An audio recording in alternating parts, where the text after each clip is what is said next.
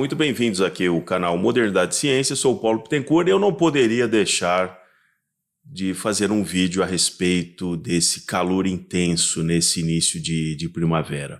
Vocês devem ter percebido que a mídia, por ausência de notícia, transformou o calor em notícia. Então o calor disso, o calor daquilo, a temperatura, torciam muito naquele final do inverno para atingir temperaturas, para eles poderem dizer foi a máxima temperatura no inverno na cidade, assim, assim, assim. Mas não aconteceu e as temperaturas extremas aconteceram, como de costume, na primavera. Aliás, é exatamente na primavera que se atinge temperaturas extremas, porque ainda há uma transição do inverno para a primavera, onde a atmosfera no Brasil ainda está bastante seca.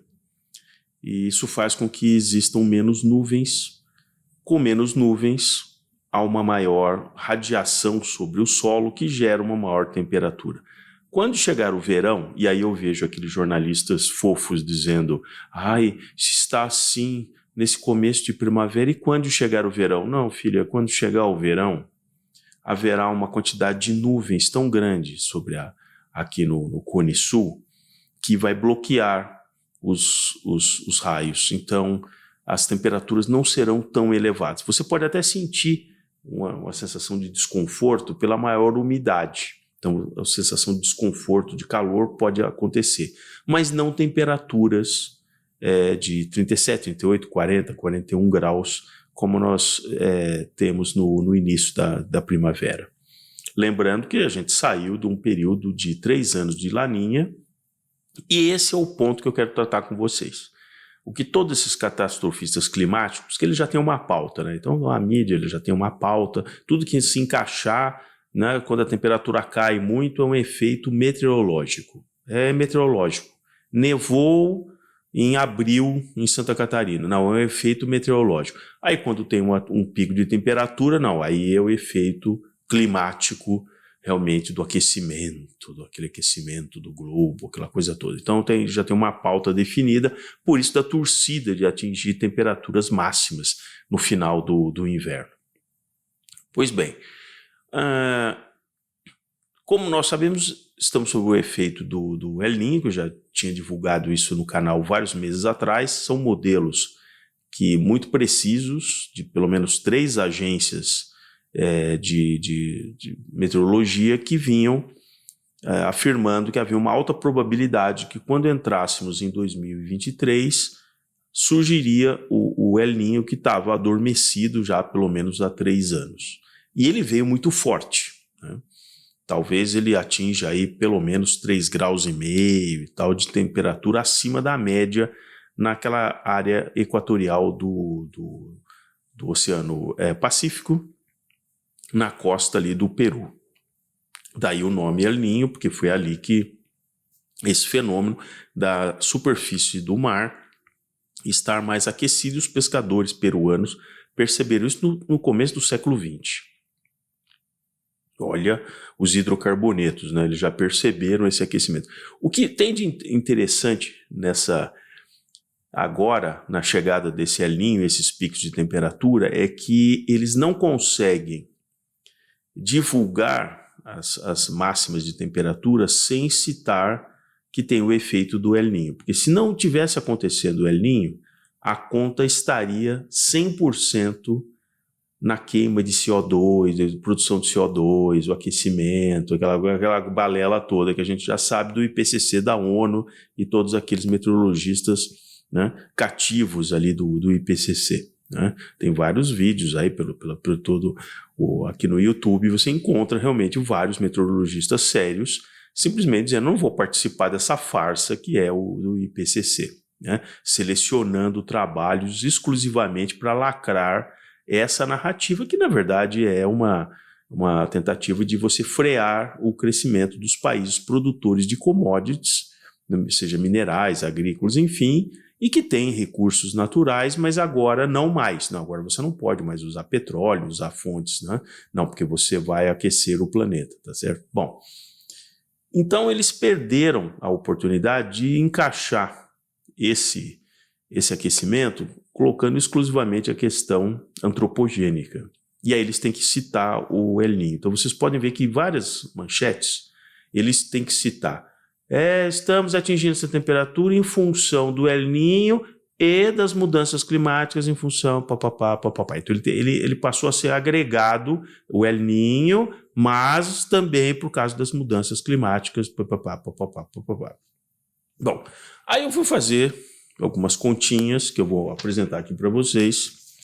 É apenas um rascunho que eu fiz rapidamente, não tenho assim, um rigor científico, mas tem algumas questões da termodinâmica e da física, que o interessante da física é que as leis não mudam, né? Uma vez estabelecida uma lei física, então, por exemplo, se você me der a massa, a temperatura de início, qual é o elemento que nós estamos tratando, e qual a temperatura que você quer atingir, eu consigo calcular qual a quantidade de energia necessária para atingir aquela temperatura que você quer. Isso está tabulado em vários elementos.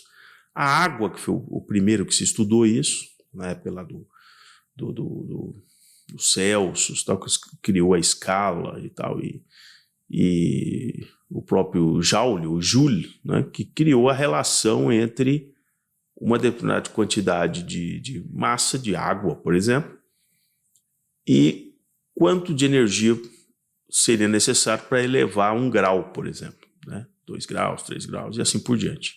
Então, essa quantidade está tabelada até hoje, ela funciona até hoje para qualquer elemento que você der. A água, inclusive, ela tem uma característica, ela absorve muito rapidamente a energia, ou seja, a energia que chega para a água, quando você coloca ali uma chaleira e coloca o fogo, ela absorve aquele calor muito mais rapidamente se você colocasse um tijolo.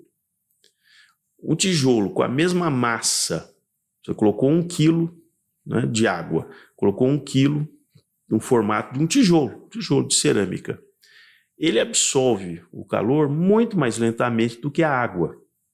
Por outro lado, enquanto a água vai perder aquela temperatura muito rapidamente, trocando a temperatura com o meio ambiente, o tijolo é capaz, no dia seguinte, se ele atingir uma temperatura, você ainda vai segurar, ele está quentinho, morninho, né? Então, o coeficiente de transferência de calor também varia em função do material. E a água tem essa característica. Ela absorve o calor muito rapidamente, até o ponto dela se vaporizar, se transformar em vapor. Por isso que da formação dessas gigantescas nuvens, aquela coisa toda. E ela também se resfria muito rapidamente, voltando à condição, por exemplo, de gotas, né, em formato líquido e tal. A água tem essa característica de uma relação de transferência de calor muito rápida. Ela ganha calor muito rápido, transfere calor para a massa ali de água e, ao mesmo tempo, ela perde esse calor muito, muito rapidamente. E, então, eu fui fazer alguns cálculos, mostrando algumas, só para a gente se situar. O Oceano Pacífico, nós estamos falando ali em torno de 32% do planeta, 46% só da quantidade de água dos oceanos que tem no planeta. Então, o Pacífico, por exemplo, é o dobro do Oceano Atlântico, né? E a dimensão dele, existem cálculos diferentes, porque alguns consideram isso aqui é Pacífico, isso não é Pacífico, então existem algumas discrepâncias, se vocês procurarem. Eu estou utilizando uma medida mais conservadora de 165 milhões de quilômetros quadrados. Você pode encontrar esse número em pesquisas chegando até 180 milhões de quilômetros quadrados. Eu preferi ficar com uma medida mais conservadora de 165 milhões de quilômetros quadrados.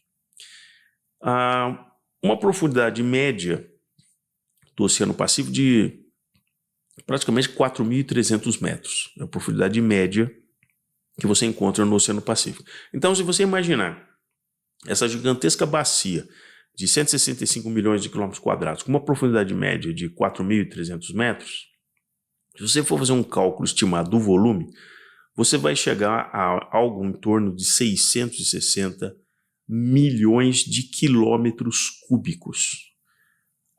Todo esse espaço do Oceano Pacífico, você conseguiria colocar toda a área do planeta de terra e colocando no espaço do Pacífico, e ainda ia sobrar.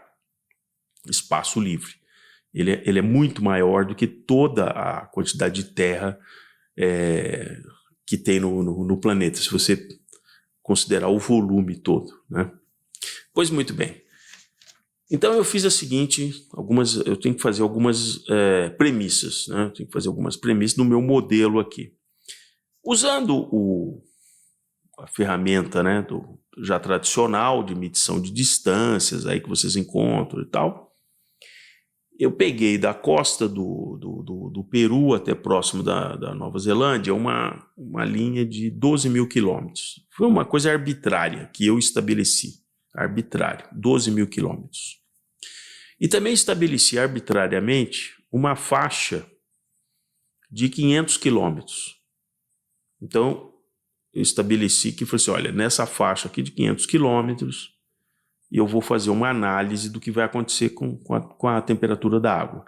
Mas, para ser bem restrito, como o El Niño ele não acontece desde a costa do Peru até a Nova Zelândia, eu decidi escolher 4 mil quilômetros, ou seja, 1/3 dessa distância total, onde o El Niño se manifesta. Tem os ventos alísios que vão tentando empurrar, né, a massa de nuvens e calor, mas quando os ventos alísios, se vocês pesquisarem, são mais fracos, há uma tendência de que a temperatura mais próximo do que seria da costa aqui da América do Sul, a temperatura aumente. Então, por isso que, em vez de usar os 12 mil quilômetros, eu decidi usar 4 mil, 1/3 dessa distância, e mantendo a largura de 500 quilômetros.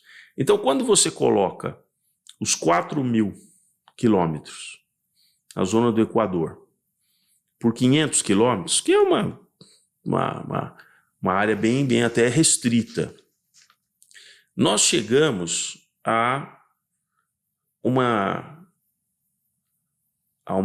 dimensão de 2 milhões de quilômetros quadrados, que é bastante pequena, se a gente considerar o Pacífico como um todo. Então, a gente tem que fazer uma amostra, uma zona de controle, que a gente chama, né? Então, eu peguei essa zona de controle, que são 4 mil por 500 quilômetros, 4 mil quilômetros por 500, 2 milhões de quilômetros quadrados. Bom, aí o aquecimento do Pacífico ele não acontece nas profundezas, ele acontece na superfície. Então, de novo, de uma maneira arbitrária, eu estipulei que esse aquecimento até 3,5 graus aconteceria no máximo até 20 centímetros da superfície do mar, 20 centímetros. Foi uma escolha arbitrária. Podia ter sido 15, podia ter sido 25, eu escolhi 20, só para ter uma zona de controle. Então nós temos os 2 milhões de quilômetros quadrados com uma profundidade de análise de 20 centímetros. Evidentemente, nesse retângulo, com essa espessura, quando nós calculamos o volume, eu tenho que calcular o volume de água que está envolvido nisso tudo. Então, é como se fosse uma piscina retangular. Você tem a dimensão do comprimento, da largura da piscina e a profundidade. Então, quando você multiplica essas 3 dimensões, você chega no volume, certo? Nós chegaremos, então, dos 2 milhões de quilômetros quadrados vezes os 0,2 metros, né, os 20 centímetros, nós chegamos a 400 quilômetros cúbicos. Veja que é uma fração muito pequena, porque, como eu já disse, o Pacífico está estimado em 660 milhões de quilômetros cúbicos de água. Então, eu estou pegando aqui 400 quilômetros cúbicos de água do Oceano Pacífico, que é essa tira retangular que está ali, né, próximo ao Peru, 4 mil quilômetros ali, né? Porque eu tenho que ter essa medição para poder fazer os cálculos que eu vou apresentar aqui para vocês. Como nós sabemos qual é a taxa de conversão de calor por grama ou por quilo da água do mar, isso é tabelado, para aumentar em 1 grau. Então isso é tabelado, nós temos o valor da água do mar, quanto que eu tenho que colocar de calor para aumentar 1 grau, por exemplo, na pressão atmosférica, né? Nós também temos a densidade da água do salgada, que é um pouco mais densa do que a água do mar, em torno de 1.025 quilos por metro quadrado. Se fosse água pura, seria 1.000 quilos por metro quadrado. Então, a água do mar é um pouco mais densa, né? Muito bem. Então, quando a gente multiplica a densidade pelo coeficiente de absorção de calor da água, vezes a temperatura, eu consigo chegar em qual é a quantidade de energia que foi necessário para elevar essa temperatura nesse intervalo, né? E eu estabeleci que o intervalo são 3,5 graus, porque são exatamente os 3,5 graus acima da média que gera um El Niño forte. Poderia ter sido um super El Niño chegando a 5 graus. Eu estabeleci 3,5 graus para fazer esse cálculo. Muito bem. Indo aqui para o final, quando eu multiplico esses fatores, e aí eu tinha que estabelecer o seguinte: em quanto tempo isso acontece? Isso é uma coisa muito interessante na física. A quantidade de calor que você coloca ali, ela também tem uma taxa que tem que ser medida como um cronômetro. Você pode colocar mais energia ou menos energia. Eu tinha que chegar assim, em quanto tempo toda essa camada do Pacífico, que eu estabeleci como zona de controle, vai subir 3,5 graus. Eu estabeleci arbitrariamente, 180 dias. 180 dias, ou seja, 6 meses. Ou seja, foram exatamente em 6 meses, a partir do momento que terminou o inverno nessa região equatorial, e a temperatura foi subindo, em 6 meses atingiríamos agora os 3,5 graus. Então, 180 dias. Isso é importante para a gente calcular qual é a potência gerada por esse aumento de temperatura. Porque quando você divide a quantidade de energia pela unidade de tempo, você tem o joule dividido por unidade de tempo, você chega numa medida chamada watt, do James Watt. Um watt é internacionalmente considerado 1 joule por segundo. Então, se você tiver a energia de 1 joule produzida, numa unidade de tempo de 1 segundo, você produziu 1 watt. Muito bem. Então, quando eu faço essa multiplicação de uma quantidade gigantesca de água, são os 400 quilômetros cúbicos, por 3,5 graus, pela densidade da água do mar, pela capacidade de absorção de energia por grau e por quilo da água, eu chego a um número estrondoso de 3,55 vezes 10 a 11 watts. Então, se eu fizer aqui uma certa mudança aqui de escala, para não ficar um número tão assim etéreo, 3,55 vezes 10 a 11, elevado a 11, o 10 elevado a 9 é o giga, né? São giga, 10 elevado a 9. Então, o 3,55 se transforma em 355 gigawatts. 355 gigawatts é energia gerada a partir da insolação por essa quantidade de água. 355 gigawatts, para vocês imaginarem, Itaipu, se ela gerasse energia com todas as turbinas na potência máxima instalada, ela geraria 14 gigawatts. Isso significa que em 6 meses, esse fenômeno atmosférico é equivalente a 25 usinas de Itaipu do ponto de vista de geração de energia. Então não importa se é energia elétrica ou energia de calor, é a mesma unidade de energia, né? Essa unidade de 355 gigawatts que foi produzido em 6 meses, ela vai ser transferida para a atmosfera, gerando gigantescas nuvens. Ela vai passar isso para a atmosfera.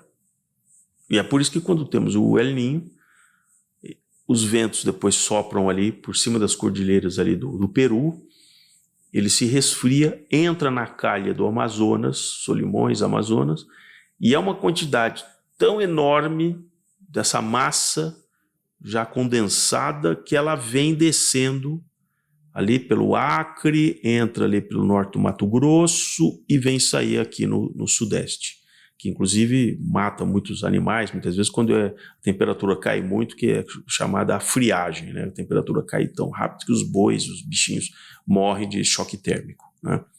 Nesse fenômeno, esse rio voador, que não é produzido pelas árvores, né? Para com essa balela que são as árvores que produzem chuva, né? Então basta você então plantar um monte de árvores que começaria a chover numa... Não, as árvores têm um fator importante, porque das chuvas que estão caindo ali, elas absorvem aquela água, então aquilo vira uma espécie de pulmão, que ela retém aquela água que depois vai voltar para a atmosfera, então ela vai devolver para a atmosfera aquela água também evaporada. Senão essa quantidade toda ela viria muito rapidamente aqui para o Sudeste, né? Então a floresta tem um papel importante de reter parte dessa umidade como um pulmão que depois ela vai soltando aos poucos.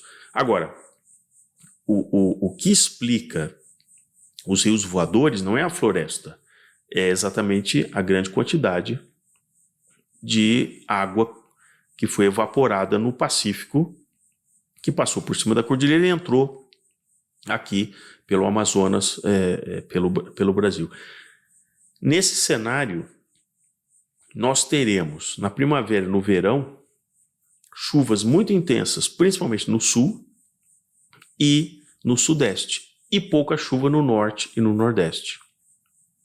Isso explica porque já vários rios na região norte estão tendo um decréscimo de vazão muito forte.